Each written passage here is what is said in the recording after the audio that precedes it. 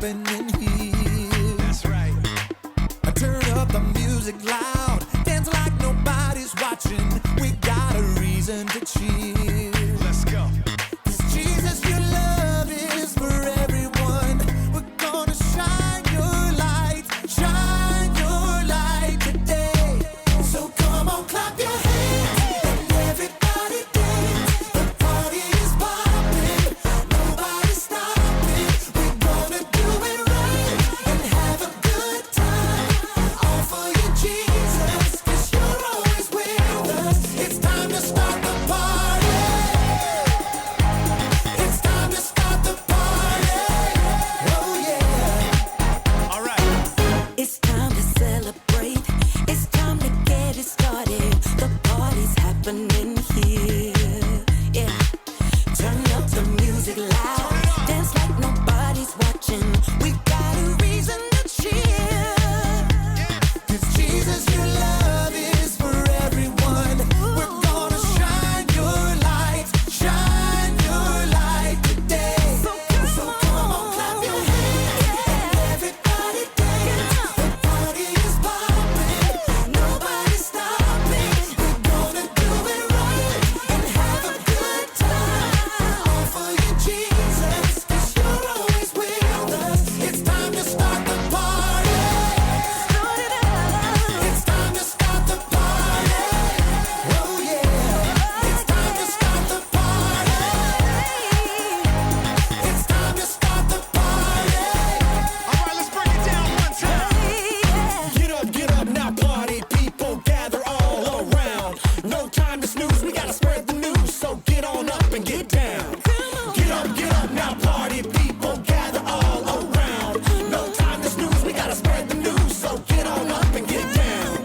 Get up now, party people, gather all around. No time to snooze, we gotta spread the news, so get on up and get down. Now go tell them about it. So come on, clap your hands and everybody dance. The party is popping, nobody's stopping. We're gonna do it right and have a good time. All for you, Jesus, 'cause you're always with us. It's time to start the party. It's time to start the party. Turn it up. Oh yeah. It's time to start the party. It's time to start the party. Oh yeah. Ooh, yeah. That's right. Oh. Welcome to Story Lab. This week we're talking about joy. While we take a look at the story of some people who knew when to celebrate.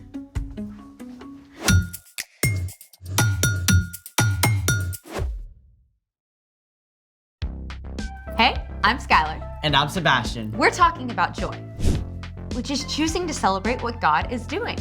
We have a lot of different reasons to celebrate, from big to small. Like finishing a race or finishing a puzzle. I started a puzzle last night, but it's not done yet. Did you finish the outside edges? Yeah. Then let's celebrate that. Cute.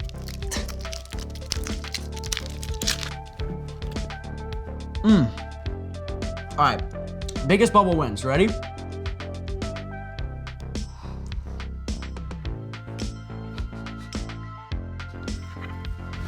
Good job. We're celebrating our celebrations. Every successful bubble deserves to be celebrated. And that's a lot of celebrations. Speaking of bubbles, I know how to create some epic ones. With gum? Not quite, but they're still awesome. Let's make it. For a giant bubble wand worthy of celebration, we will need 2 wood dowels, 3 yards of cotton cord, 2 eye hooks, and a couple of washers. Why do we need washers for bubbles? It helps make a bigger loop for bubble making. Step 1, take a dowel and screw one of these eye hooks in. It might help to have an adult drill a small hole for the hook.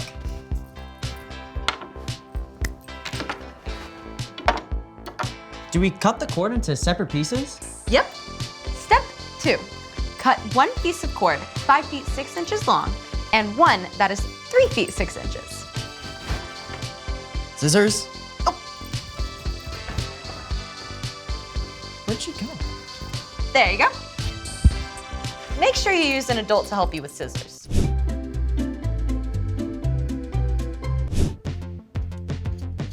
There we go. There we go. Step 3. Place the washers onto the long cotton cord. Wait, both of them? Yep. They will help later when we try to make big bubbles. Perfect. Step 4. Tie one end of each cord to each jowl to make a giant smile.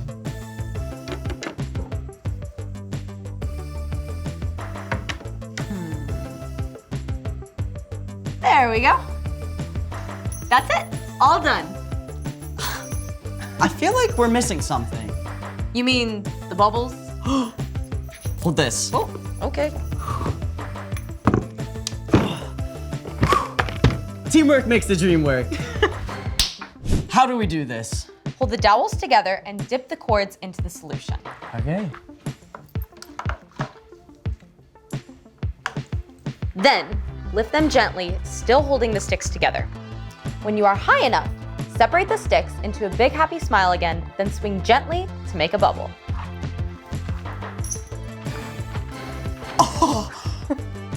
That was awesome. That was a ginormous bubble. Every bubble is worth celebrating. Wait, let me try. Go for it.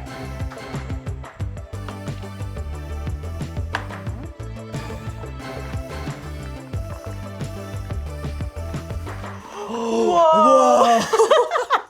That is awesome. Nothing says celebration like bubbles. Speaking of which, it's time for The story before the story. Today, we're in the book of Ezra. Ezra tells the story of God's people after they returned from exile in Babylon. But long before, out of a deep, deep love, God created an amazing world and people, us. When people turned away from God, the world was broken. From the very beginning, God had a plan to bring us back into a relationship. God chose a man named Abraham and promised to bless the entire world through Abraham's family line. That family, the Israelites, grew in number and became a great nation. But over and over, they turned away from God. At last, they were captured and taken away to Babylon. Even then, God promised that after 70 years, they would come home again.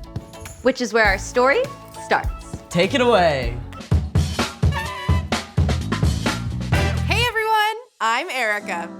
For 70 years, the Israelites were exiles living in the foreign land of Babylon. That's pretty much a lifetime!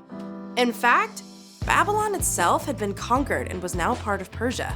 Many of God's people had never even seen their homeland of Judah. But even before the exile, God had promised through the prophet Jeremiah that the Israelites would return home after 70 years. So as God's people neared the 70-year mark, they must have wondered, We're still exiles. We have no power. What's going to change, God? the situation seemed hopeless. But our God is so awesome and powerful, it doesn't matter that we are not. In fact, God moved the heart of the new Persian king Cyrus to favor the Jewish people. The Lord is the God of heaven. He has appointed me to build a temple for him at Jerusalem in Judah. Any of his people may go up to Jerusalem and build the Lord's temple. This was incredible. Not only did King Cyrus give permission for the Jewish people to return home, but he gave back thousands of gold and silver dishes that had been taken from God's temple 70 years before. More than 40,000 Jewish people traveled home to Jerusalem on an epic journey. It took them months. And when they got home, well, it wasn't exactly home sweet home. The walls of Jerusalem were broken down. God's temple had been completely destroyed. The people couldn't live in Jerusalem, so they settled in towns outside the city. But their leaders, including a man named Zerubbabel, knew the most important thing was to rebuild the temple, the place where God would dwell among them. We'll start with the altar of the temple. What about the city walls? Yeah, there are enemies who want to stop us. We will honor God by rebuilding the temple first.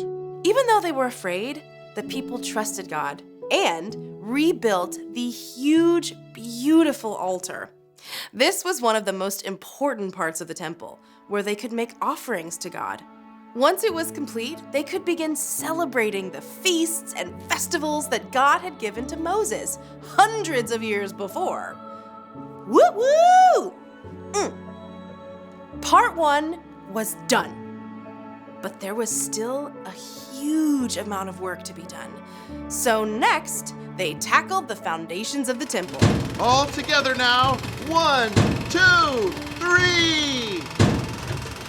Massive cedar logs from faraway Lebanon were floated many miles and then carried overland to Jerusalem.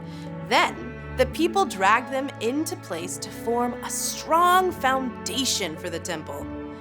Now, a foundation is a great start, but it's just a start. There was so much more work to do to rebuild the temple, and the city walls, and all Jerusalem. It probably felt overwhelming. The Levites, who had been given the role of leading God's people in worship, took their places before the temple foundation. With trumpets and cymbals, they led the people in praising God. The Lord is good. His faithful love to Israel continues forever. Thank you, God! Good. Most of the people had been born in exile and had never seen the temple before it was destroyed. But a few old-timers remembered the first glorious temple. Do you remember the first temple? It was bigger, grander. This one here is like a tiny ant compared to a giant grasshopper. It's true that the new temple wasn't as impressive as the first one. It was true, they still had a long way to go. But God's people were still filled with joy to know that they'd completed one big step along the way. They praised God so loudly that their shouts of joy could be heard from miles around. The end. Gotta be honest, this story makes me tired. Yeah, I mean, I'm tired when I have a little project to do for 1 week. And the Israelites had an entire temple and city to rebuild. It was a ginormous job, for sure. So, what's our part in the story? Well, you're probably not going to be rebuilding a city anytime soon, but we all have epic work to complete. School projects, learning a new skill, healing from an injury. Truth is, we will never be completely finished in this lifetime with all the things we need and want to do. That's why it's so important to celebrate the baby steps along the way. Like finishing the school year. Or learning how to play one song on the guitar. Exactly. God is with you each step along the way, and it's so important to stop and remember that. When you give thanks for all God has done and ask God for help to keep going, that can bring you joy. Even when you're not done yet. Yup. God knows we need joy in order to keep going. So this week, look for baby steps to celebrate.